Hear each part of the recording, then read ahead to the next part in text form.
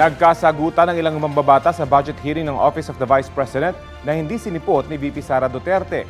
Sa inilabas na interview naman ng kanyang tanggapan, sinabi ng Vice Presidente na 2 kongresista lang ang may control sa national budget. Balita hatid ni Marisol Abduraman.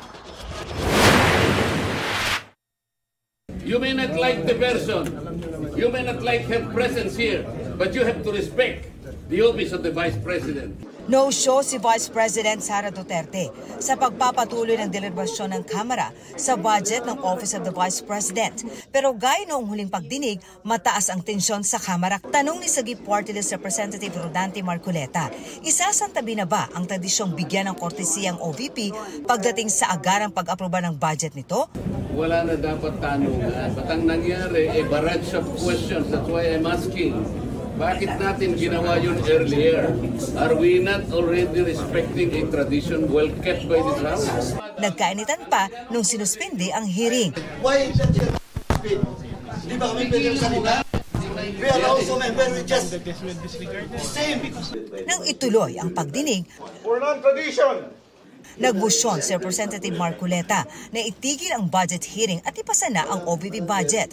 Pero natalo ang musyon. Iaanhin natin ang tradisyon kung tatalikuran natin ang ating responsibilidad sa taong bayan na suriin, kilatisin ang ating budget.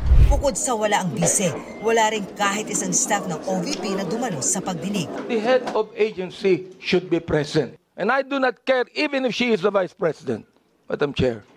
I will not allow that Congress will be insulted by the head of any agency. Sa sulat na ipinadala ni VP Sara kay House Speaker Martin Romualdez, sinabi niyang ipinauubay na niya sa House Appropriations Committee ang kanilang budget. Nasa committee naman na daw lahat ang dokumento kaugnay ng hinihingi nilang budget. Batinela to the max. Kung hindi po kayo makakasagot, Madam, ang tinanong ko na sa inyo, I am now moving. Sorry. Oh. May pratinela pa? Mga taga-COA at Budget Department ang sumagot sa tanong ng mga kongresista. Kabilang ang tungkol sa 53 million pesos na gastos sa taunang renta at gamit ng 12 satellite offices na ipinatayo ng OVP noong 2023. Pati ang mga umunoy pa expired at hindi na ipamahaging relief goods ng OVP at 65 million pesos na unliquidated na pondo. Not submitted within the time given with the OBP, we will address it or issue a notice of suspension. Tinanong din ni Marcoleta ang notice of disallowance ng COA sa OVP. There is no guilt yet until and unless you are able to receive the reply, the answer, and the explanation of the Office of the Vice President. That is correct po. And it Have you received a copy? Of the reply po? Yes. They have not yet replied. Sa huli, na-defer ang termination ng pagdinig sa 2025 budget ng OVP. Patuloy namin kinukuha ang panig ni Vice President Duterte hinggil sa mga issue na ipinupukol sa kanya. Kasabay ng deliberasyon sa Kamara, may inilabas ulit na video ang kanyang tanggapan.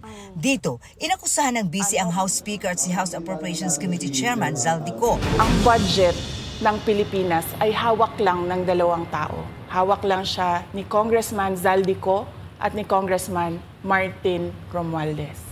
Noong 2023 raw, may inaprubuhan ng 5 billion pesos na budget sa Department of Education para sa pagpapatayo ng classroom. Nagulat ako kasi merong mga lumapit na miyembro ng House na humihingi. Hinihingi nila yung 5 billion, parte ng 5 billion na budget. Magkano ba ang amin dyan? So sinabi ko, hindi pwede ito.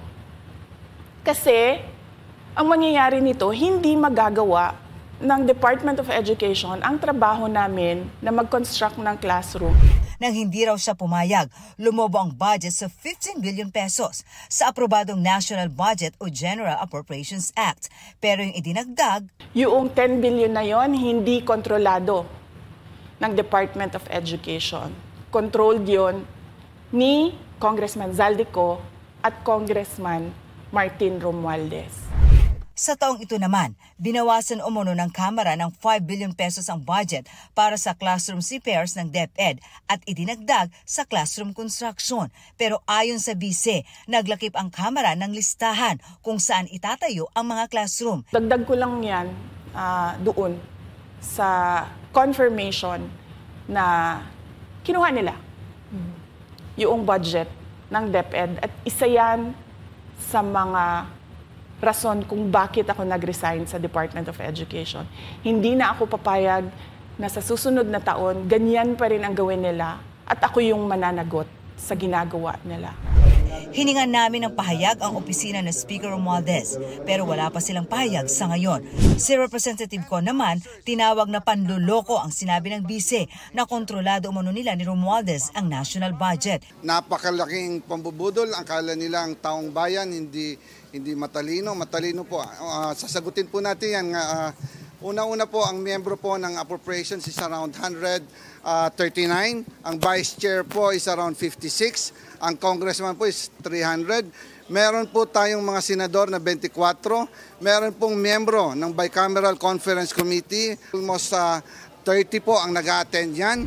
Pinasaringan din niya ang bise kaugnay sa paggamit ng confidential fund noong 2022. At tandaan, COA at hindi Kongreso ang nagsasabing mali ang paggamit ng 73 million sa 125 million confidential funds na ginamit lang sa loob ng 11 days.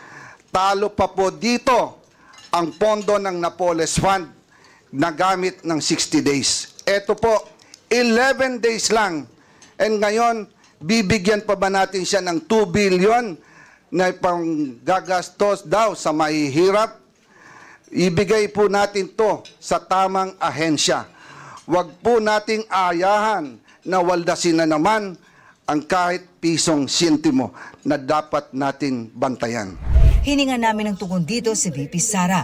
Marisol Abduraman, nagbabalita para sa GMA Integrated News.